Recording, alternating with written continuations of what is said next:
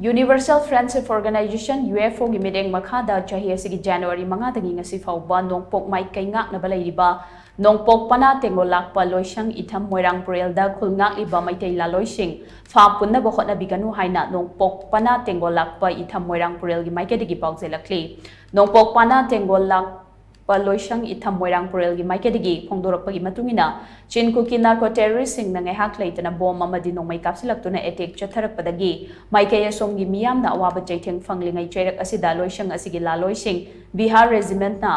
Fana Bohonarak Pasilepiu, Nasifau, the UFO na lebak miam gi mang na bamadi, Mioba Kunaida, Akaiba, Wigada Batabatorum Amata Torak 3, Tung the Sutaroi, Ing Tapatang Dulaitaba Amadi, Yaifabalam dam, Ohenaba UFO na Matampuna the Kongpam, Jet and Lepkigani. Leva Kunai Esigi Yaifana Bamadi Micha Miam Ngak Sena Bohona Riba, Ikobu Pap, Punaba Lalong Gata Tarak Libasi, Straight Langang na Tubamatam na Bidin, Champion Hina Fong directly.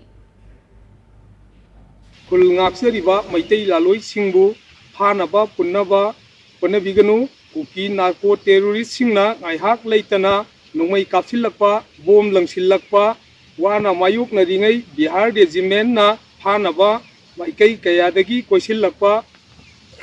Ngasi Pauba, UFO na Laipak Punaigi, Mang Naba, Amadi, Niuiba, Punaida, Akaiba, Oigadaba, Tabak Taurum, Amata, Tauroktari, Amadi, Tungdasu Amuk. Tauroi hena leipak khunai yaifanaba ayingba achikpa tangtu leitaba khunai amagi damakta khongpham chetna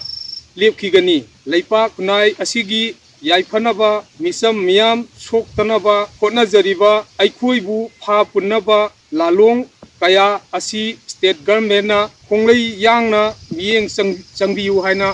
pabunggi mafamda thamjari